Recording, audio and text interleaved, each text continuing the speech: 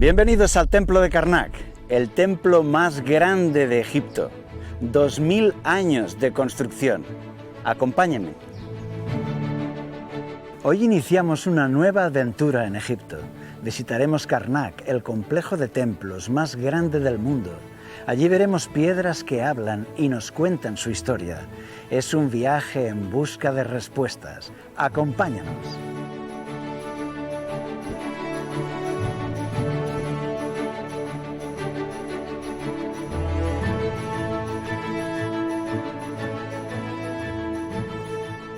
En el pasado, muchos intelectuales atacaron a la Biblia acusándola de ser un libro de mitos.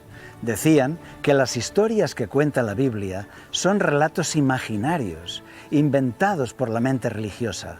Hoy nos fijamos en un relato de acción. Es Primera de Reyes 14, donde el faraón de Egipto viene con su ejército para atacar Israel. Al quinto año del rey Roboam subió Sesac, rey de Egipto, contra Jerusalén. Tomó los tesoros de la casa de Jehová, los tesoros de la casa real, y lo saqueó todo. También se llevó todos los escudos de oro que Salomón había hecho. Sesac saqueó el templo de Jerusalén. Qué doloroso fue eso para los creyentes israelitas. Muchos creen que Sesac se llevó el arca de la alianza a Egipto, a la ciudad de Tanis, con el botín de guerra. Otro libro de la Biblia nos da todavía más detalles, 1200 carros de guerra y un ejército inmenso formado por varias razas, según dice Segunda de Crónicas 12. En el quinto año del rey Roboam, subió Sesac, rey de Egipto, contra Jerusalén, con 1200 carros y con 60.000 hombres de a caballo, más el pueblo que venía con él de Egipto, esto es, de libios, suquienos y etíopes, no tenía número, y tomó las ciudades fortificadas de Judá y llegó hasta Jerusalén. Durante siglos, este relato aparecía solo en la Biblia, no se encontraba rastro en la historia egipcia, porque la escritura jeroglífica no había sido descifrada todavía. Con el tiempo esto cambió y los registros históricos del Antiguo Egipto salieron a la luz. Bienvenidos al Templo de Karnak, el templo más grande de Egipto. 2000 años de construcción. Acompáñenme. Hemos venido aquí, a Karnak, en la antigua ciudad de Tebas, porque hay muchas piedras que hablan y nos cuentan una historia que va a traer mucha luz a los textos de la Biblia. Napoleón Bonaparte, acompañado de un equipo de historiadores, artistas y científicos, paseó entre estas columnas y no pudo entender nada de lo que estaba escrito en ellas. La escritura jeroglífica no había sido todavía descifrada. Durante años, los jeroglíficos egipcios estuvieron velados. El propio Napoleón Bonaparte caminó asombrado por estos templos sin poder entender lo que estaba escrito. La escritura jeroglífica no se había descifrado aún. Nadie podía leerla. Napoleón Bonaparte invadió Egipto. Descargó de sus barcos 2000 cañones con el objetivo de conquistar un imperio en Oriente. Recorrió el país de Egipto con un equipo de científicos, expertos en historia y arte, que quedaron fascinados por las pirámides, los templos, las tumbas. Las paredes contaban miles de historias, pero ellos no pudieron leer nada de lo que estaba escrito ahí, porque el lenguaje jeroglífico era todavía una escritura desconocida. Hasta que fue encontrada la piedra Rosetta. Era un edicto del faraón Ptolomeo V, escrito en 3 idiomas: jeroglífico, demótico y griego. Y aquí entra en escena un niño prodigio de las lenguas antiguas, Jean-François Champollion. A los 16 años ya había publicado un tratado para descifrar la lengua copta. Hablaba con fluidez el árabe y conocía varios idiomas antiguos. Aquí 3 escrituras distintas. Bueno, esta es la forma sagrada, el cartucho. Por eso de aquí empezó su trabajo. La L es el león, la T como un bastoncito vertical. Gracias al desciframiento de los signos de la piedra Rosetta, se dio la luz de un mundo glorioso que es el mundo faraónico. El joven Champollion estudió la piedra Roseta. Se fijó en las palabras que estaban con un círculo, una especie de óvalo a su alrededor, a las que llamaron cartucho, y encontró su traducción en el texto griego. Eran justo los nombres de los reyes Ptolomeo y Cleopatra. Champollion siguió hasta dar con todas las claves, comparando el texto jeroglífico con el texto en griego. Lo consiguió. Había abierto la puerta para conocer el mundo del antiguo Egipto. Ahora ya se podían ir a aquellas paredes y leer sus historias. Ahora los grabados y pinturas nos contaban sus secretos.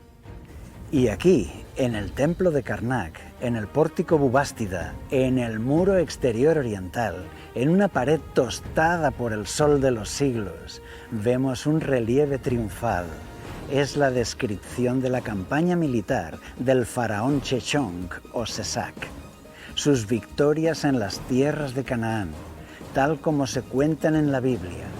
El faraón regresa glorioso, arrastrando a más de 120 prisioneros atados. Eran originalmente 156, pero algunos se han roto. Cada uno de ellos lleva un cartucho jeroglífico con el nombre de su ciudad o región. Las ciudades vencidas por Sesac. Ahí están escritas las ciudades fortificadas de Israel, tal y como aparecen en la Biblia: Gaza, Samaria, Gezer, Gabaón, Ajalón, Gabaa, Mahanaim, Siquem, Penuel, Betzán, Megiddo, Jerusalén, etc. El faraón Sesac I, o Sheshonq I, es hoy bien conocido en la historia. Tenemos hasta su estatua divinizada en forma de esfinge. Aquella lengua jeroglífica ha seguido dándonos muchos datos sobre aquel personaje que gobernó Egipto hace 3000 años. Y, sorpresa, no era egipcio, era de origen libio. Los mercenarios libios se habían hecho muy poderosos a tal punto que el rey de Egipto les permitió ocupar zonas del delta del Nilo. Uno de esos caudillos militares se llamaba Sesac, líder de la fiera tribu de los Meshwesh, allí de Libia. Se hizo fuerte en la ciudad egipcia de Bubasti y con el tiempo fue ganando poder y terminó ganando el trono de Egipto. En el año 945 a.C. fue coronado faraón, el hijo de los dioses. Sesac da inicio a la dinastía egipcia número 22, una estirpe de reyes libios que gobernará Egipto por más de 200 años. Y esto es fascinante, porque ya en la Biblia estaba escrito que los libios eran las tropas de élite del faraón Sesac. Veamos. El pueblo que venía con él de Egipto, esto es, de libios, suquienos y etíopes, no tenía número. Ahí estaban los libios, la tribu Meshwesh, que le dieron a Sesac el trono de Egipto, mencionadas con las otras tribus mercenarias más fieras del momento. Es un detalle impactante porque refleja la realidad de aquel momento. No eran leyendas. En la Biblia se describió la realidad de lo que estaba pasando y hoy la historia lo ha confirmado. Aquellos mercenarios libios están específicamente mencionados y destacados en este relato de la Biblia. Si estos relatos bíblicos fueran inventados por autores religiosos, no tendrían estos detalles tan fieles a la realidad histórica. Un religioso judío, siglos después, no podía saber que las tropas de élite de Sesac eran los libios. Pero en la Biblia sí quedó escrito. Israel había sido un reino fuerte y ejemplar. Con los reyes David y Salomón vivió una época de esplendor. Israel era respetado, temido y admirado por sus vecinos. Pero tras la muerte de Salomón, cayó en una época de debilidad, confusión y divisiones internas. De hecho, Israel se partió en dos por la corrupción de sus políticos. Y fue justo entonces cuando el faraón Sesac aprovechó la ocasión y los atacó con todo. Fue un desastre. Los israelitas aprendían desde niños las hazañas que su Dios había hecho en Egipto, cómo les sacó de la esclavitud con Moisés, Los salmos cantaban los milagros de su Dios, que sometió a Egipto con 10 plagas terribles. Cantaban cómo los carros de Faraón fueron tragados por el Mar Rojo. Sin armas, Israel derrotó a Egipto. Y sin embargo ahora, era el Faraón el que venía contra Israel, como un huracán, y nada podía detenerle. ¿Por qué? ¿Qué es lo que había cambiado? La Biblia contiene promesas de protección mientras ellos sean fieles al pacto con Dios. Si guardan sus mandamientos, Él será un Dios protector de su pueblo. Y así se cumplió durante la historia, en los gobiernos de Josué, por ejemplo, y también con el rey David. Pero los últimos años de Salomón estuvieron llenos de apostasía, religiones falsas, hechicerías y templos paganos. La religión de Israel se corrompió, se llenó de cultos paganos.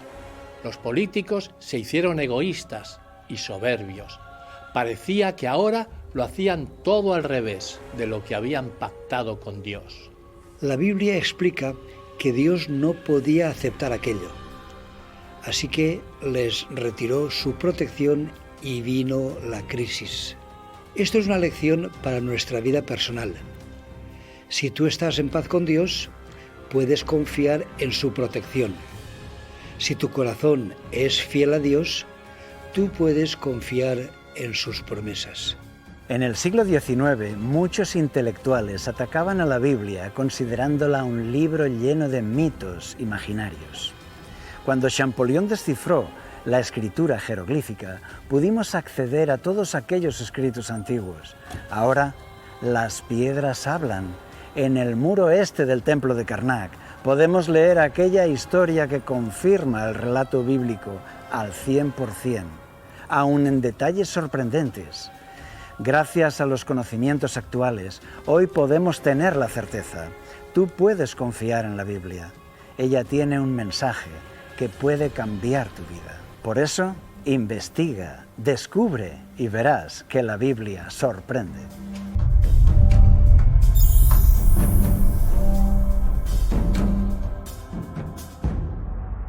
¿Quieres información actual? Suscríbete a nuestro canal.